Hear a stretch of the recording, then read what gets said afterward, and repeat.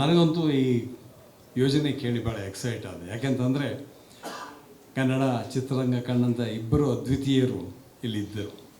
ಒಬ್ಬರು ನಾಗೇಂದ್ರ ರಾಯರು, ಇನ್ನೊಬ್ಬರು ಸುಬ್ಬಯ್ಯ ನಾಯ್ಡು ಅವರು.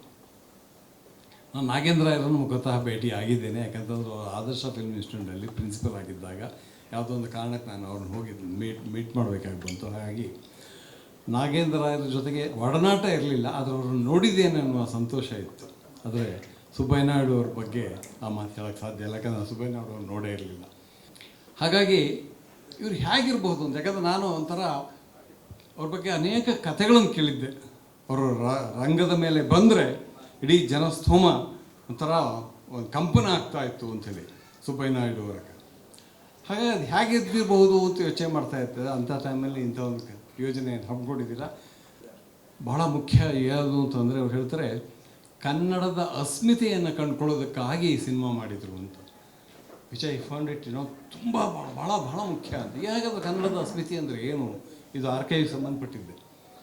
ಯಾಕಂದರೆ ಕನ್ನಡಕ್ಕೆ 1930 ನಾನು ಘಟಸಾದ ಮಾಡಿದಾಗ ಕೂಡ ನಾವು ಮಡ್ರಾಸ್ನಲ್ಲಿ ಹೋಗಿ ಮಾಡಬೇಕಾಗಿತ್ತಲ್ಲ, ನಮಗೆ ಇದು ಏನೋ ಸ್ಟುಡಿಯೋ ಕೂಡ ಕೊಡ್ತಿರ್ಲಿಲ್ಲ. ಆಶ್ಚರ್ಯ ಆಗ್ಬೋದು, ಘಟಶ್ರಾದ್ದದ ಮಿಕ್ಸಿಂಗು 18 ದಿವಸ ಮಾಡಿದ್ದೀವಿ. ಪ್ರತಿ ದಿವಸ 12 ಗಂಟೆ ರಾತ್ರಿಗೆ ಟೈಮ್ ಕೊಡೋರು. ಕೊಟ್ಟರೆ ಒಂದು ಅರ್ಧ ರೈಲು ಅಥವಾ ಕಾಲು ರೈಲು ಮಾಡ್ತಿದ್ದಂಗೆ ಸಾಕು ನಾಳೆ ಮಾಡೋಣ ಅಂತ, ಯಾಕಂದರೆ ಅಷ್ಟು ಸುಸ್ತಾಗಿರೋದು. ಹಾಗಾಗಿ ಕನ್ನಡಕ್ಕೆ ಆ ತರಹದ ಒಂದು ಅವಗಣನೆ ಇದ್ದ ಸಂದರ್ಭದಲ್ಲಿ, ಯಾವಾಗ 60ಸಲ್ಲಿ 30ಸಲ್ಲಿ ಏನಾಗಿದ್ದಿರ್ಬೋದು,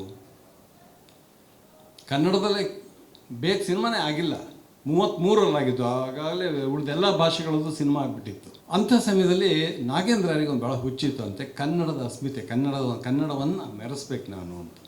ಅವಾಗ ಸುಬ್ಬಯ್ಯ ನಾಯ್ಡು ಅವ್ರ ಜೊತೆ ಹಂಚ್ಕೊಂಡ್ರು.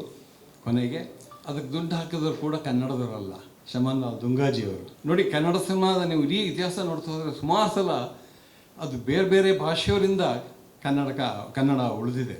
ಅದು ಇವತ್ತರಿಗೂ ಅದೇ ನಡ್ಕೊಂಡ್ಬಂದಿದೆ.